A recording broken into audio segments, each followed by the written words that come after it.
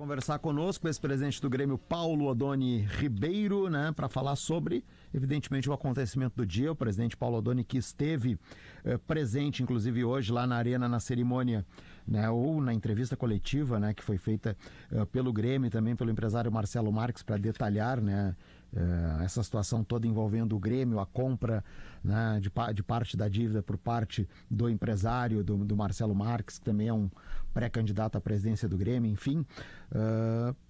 E o presidente Paulo Odoni, né, o ex-presidente Paulo Odoni, é a pessoa, digamos assim, que mais se vem à memória quando se lembra de Arena, porque foi, né, na sua gestão que a Arena, né, saiu do papel, se transformou num estádio. E eu lembro de estar trabalhando naquela final lá da Libertadores de 2007, ainda no Estádio Olímpico, quando após o jogo, né, o Grêmio perdeu o título para o Boca Juniors e o presidente Odoni, à época, disse que a partir dali, né,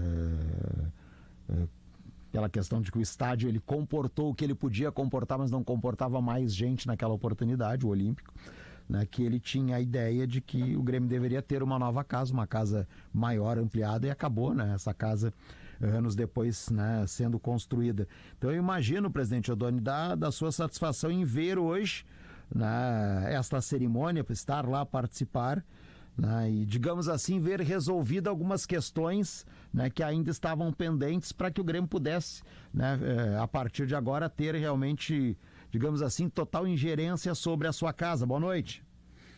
Boa noite, tudo bem? Tudo. É exatamente isso, mais ou menos, que você está falando, né? É a sensação que eu tive emocional, assim, assistindo hoje o relato do presidente Guerra e do Marcelo, o gremista, que, como ele diz, não por ser milionário, ao contrário, por ser um apaixonado torcedor, tinha colaborado para tirar isso que eu que entendia que eram os grilhões que seguravam a arena do Grêmio. A arena sempre foi do Grêmio, porém o uso e a administração dessa arena estavam tolhidos pelos contratos feitos, aditivos feitos depois que nós inauguramos a arena, depois que eu deixei a presidência em 2012, e que criaram esse problema todo de gestão do estádio, de haver anteposição com a diretoria do Grêmio e vice-versa, o que criou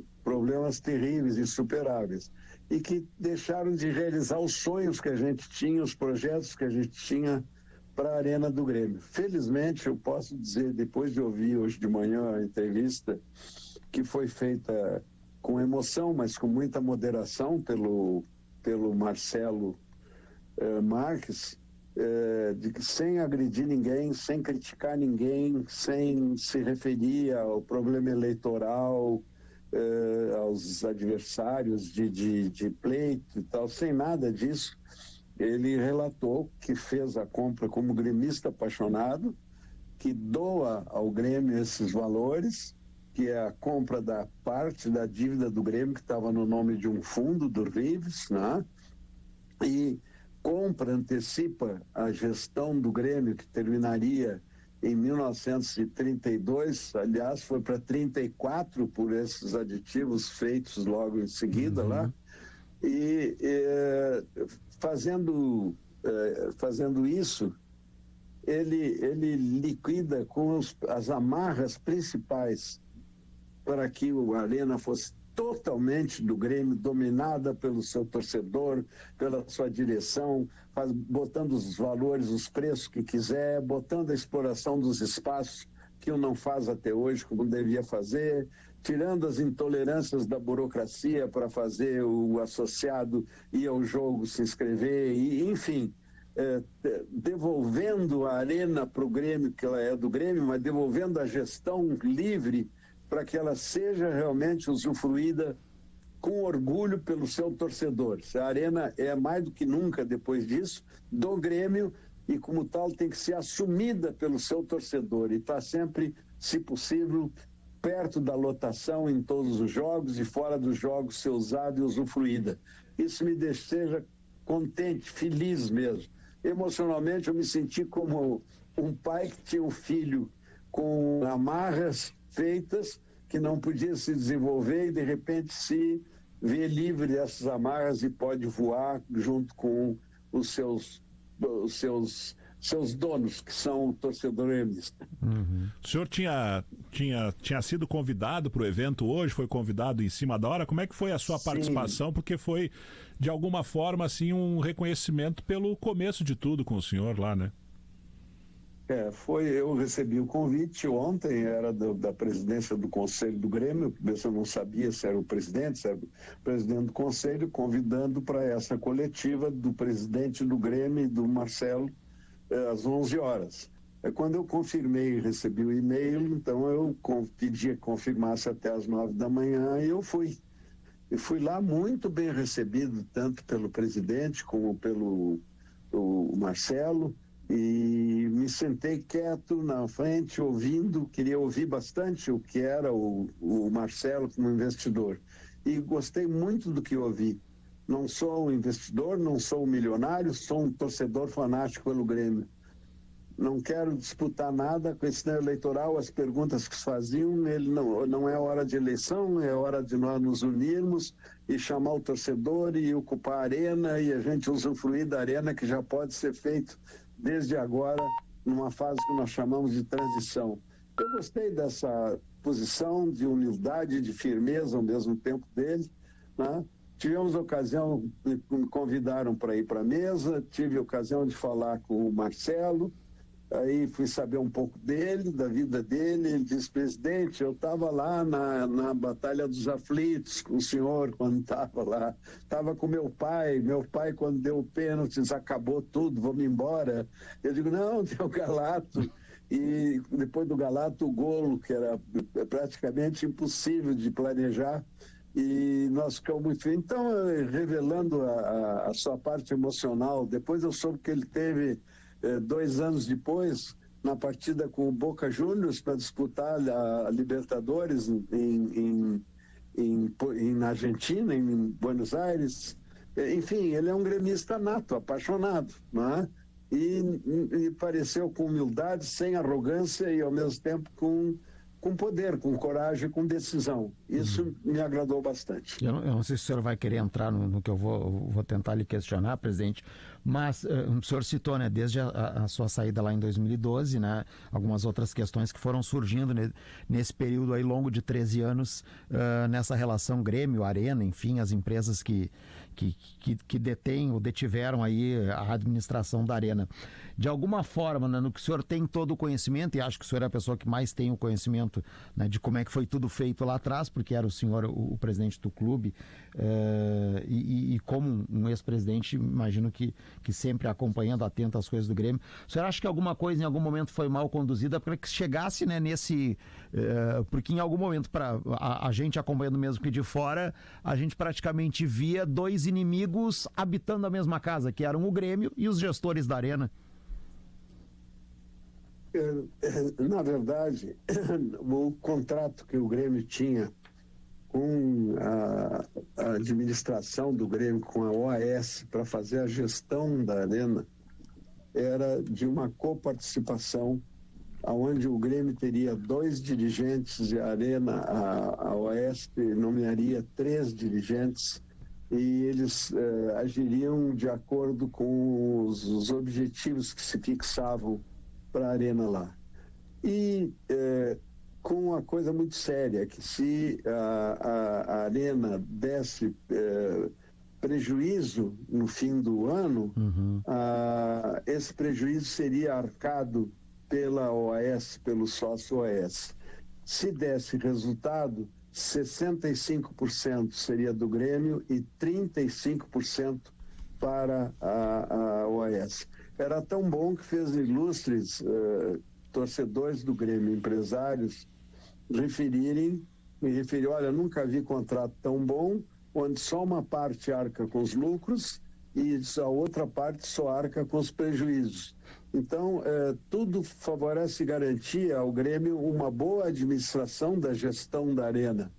Eu sei que atrás disso, logo depois disso, foi assinado, eu fui saber depois, aditivos modificando e a forma de administração e a maneira de relação do Grêmio com com a OAS, com essa arena. O Grêmio recebeu, parece que na época, 20 milhões, ganhou um espaçamento de prazo, estendeu mais 2 anos, e esses aditivos eu não conheço a matéria inteira deles, mas sei disso. Isso não ajudaram nem um pouquinho numa boa solução na administração compartilhada da Arena e Grêmio, e levou a esses embates aí de diretorias com a Arena Porto-Alegrense, e que não foram bons para ninguém. Agora, isso fica resolvido com essa compra da gestão, que até já era prevista naquele contrato inicial nosso. Essa compra da Arena traz na mão do Grêmio a administração total, da administração do estádio, da Arena, daqueles complexos todo, não só dos preços para cobrar, mas das coisas a pôr à disposição, do que alertar ou não, se vai usar o campo prejudicando ou não vai, enfim, acaba essa nhonha que trancava tudo e que decepcionou o torcedor e que chegou a esvaziar o estádio. Você bota isso, faz um ciclo vicioso. Estádio vazio, você não ajuda o time não ajudando não enche estádio e a coisa degringola. Então, é em boa hora que eu vejo que há essa libertação e para possibilitar trazer de novo a euforia para o torcedor do Grêmio, o orgulho dele da sua arena, né?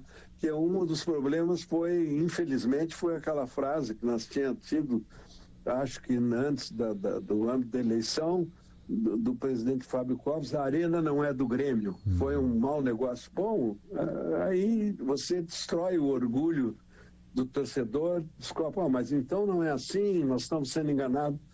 Então, eu acho que hoje, e com a mensagem do Marcelo e do presidente também, de pensar não em críticas a B ou C, mas na unidade, no conclamar a torcida para se unir na administração, na posse da Arena e na sua administração, eu acho que é o caminho correto. Nós temos que pensar agora em união da torcida em torno do seu bem maior, que é o estádio, que é seu, que indubitavelmente é seu agora, e traz o orgulho ao torcedor para ele poder trazer a resposta também ao Grêmio.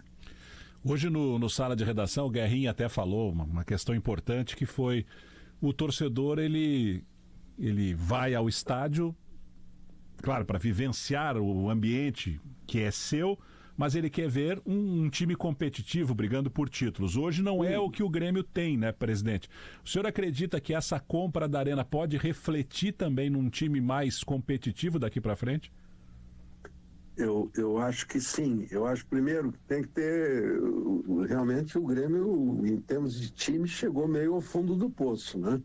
Eu acho que a contratação do Mano e do Luiz Felipe pela direção foi uma reação razoável, mas é preciso ter paciência e tempo para isso resultar em bom futebol, em resultar em vitórias. Isso foi feito assim. Quando eu assumi o Grêmio na 2ª divisão, e quando chamamos o Mano, foi porque nós não tinha nada, estava arrasado, com o Grêmio falido, com 7 jogadores, enfim, e fez aquilo que o Mário Sérgio lembra, os antigos lembram, que estávamos fazendo um catado de jogadores para fazer um time para começar o campeonato, e foi realmente o que fizemos, e fomos construindo o time no decorrer. O Grêmio agora não tem tempo quase para isso, vai ter que construir o time nesse segundo turno, e junto com a competição sul-americana ou o que tiver pela frente. Mas vai ter que ter um pouco de paciência. O Mano vai errar, vai acertar, e ao mesmo tempo também os eventuais reforços que vão ter que vir, sem dúvida, para algumas posições, também tem que ter o tempo adequado para trazê-los e encaixar no time. Se fizer isso, uma coisa leva a outra. O estádio das pessoas indo, agora o estádio é nosso, vamos valorizar, vamos ocupar. O torcedor vai empurrar o time, e ao mesmo tempo o time vai trazer o torcedor de volta. se desempenhar. Uma coisa é diretamente ligada à outra. A pior situação é essa do Grêmio, com o estádio semi-vazio, sem entusiasmo, o time jogando mal e uma coisa influenciada na outra, fazendo o time jogar mal em casa e o time jogando mal não trazendo torcedores de volta. Não, nós temos que reverter isso. Usar essa data como a história dessa libertação do jogador, do torcedor do Grêmio, para ele assumir o seu estádio, usar o seu estádio e empurrar o seu time, que é o jeito de fazer. Curiosamente, né, o senhor citou agora, presidente, né, as contratações de comissão técnica aí do presidente Guerra, o Mano e o Filipão, que foram técnicos de seleção brasileira, técnicos, né, de enorme sucesso aí dentro do futebol brasileiro, ambos pela primeira vez contratados no Grêmio pelo presidente Paulo Odoni, porque lá em 87, quando o Filipão vem para treinar o Grêmio, né, acho que é pro lugar do Mujica, se eu não me engano, é o presidente Paulo Odoni que tá no comando do Grêmio. Então, tem o olho clínico também aí, presidente, para buscar dois treinadores no interior do estado e trazê-los pro Grêmio, e do Grêmio eles ganharam o mundo, né, tanto o Filipão quanto o Mano Menezes. Eu tive muito orgulho disso. Quando eu trouxe o Filipão era um zagueirão do Caxias, né? Dizia que dava bico para frente, etc e tal. E ele veio treinador muito humilde, né? E nós, quando terminamos no fim do ano, ele me pede que, para reforçar para ele, para o time do Goiás, o presidente tinha convidado ele e queria saber se ele... Eu digo, não, eu falo com o presidente. Eu digo, olha, se você quer do Goiás, se você quer um treinador técnico que se fica reservado na sua sala e vendo o time só metodicamente, é uma coisa. Se você quer um que assume tudo, que pode entregar o ônibus, o avião com a delegação, porque vai administrar tudo, vai ver todos os lados que precisa, que era o que o Filipão foi na seleção, a família escolar, né? Uhum. É o Filipão, é o escolar, é o cara ideal no momento. Depois ele vai amadurecer para os grandes voos, conhecer o mercado nacional, internacional de goleiro. E ele foi assim que o Filipão saiu da minha gestão, de comum acordo, ele falando comigo, é hora de eu ir, presidente. E eu também acho, vai crescer. Tenho muito orgulho nisso. E o outro é o Mano, que esse eu nem vou falar, né? Quando eu pedi para ele vir no Caxias nos salvar, que nós ia começar o campeonato na Série B em Brasília, e infelizmente eu tive que contratar ele, eu não tinha treinador, né? Tinha tido uma experiência muito ruim com o De Leon? Bom, nem vamos falar. De Leon, coitado, foi posto num buraco porque ele não conhecia o futebol brasileiro, nem os jogadores que nós tínhamos, nem os que não tínhamos. Então, ele, apesar de ter televisão no Uruguai, ele não sabia nada disso. E até ter essa informação toda, nós ia escorregar nessa segunda divisão. E aí, fomos sinceros, o Mário Sérgio diz, não, eu contratei o Filipão, o De Leon, eu falo com o De Leon, presidente. Claro que o De Leon não me perdoa, nem vai me perdoar mais, nunca mais, por ter contratado e demitido. Mas era necessário, senão seria pior, né? Seria uma tragédia. E aí contratamos o Mano, que era o contrário. O Mano treinou aqui o 15 de novembro, aqui no Novo Hamburgo. E por sinal, jogamos uma partida lá com eles, levamos um vareio tático do Mano e deu certo. Né? Em 2 anos nós estávamos, depois de passar pela Batalha dos Aflitos e tudo, epicamente, nós conseguimos chegar à final da Libertadores com o Boca Juniors. A diferença é que eles tinham o Riquelme, nós não tínhamos o Riquelme. Então, perdemos no finalzinho, assim. Mas foi 2 caras que eu confiei e confio.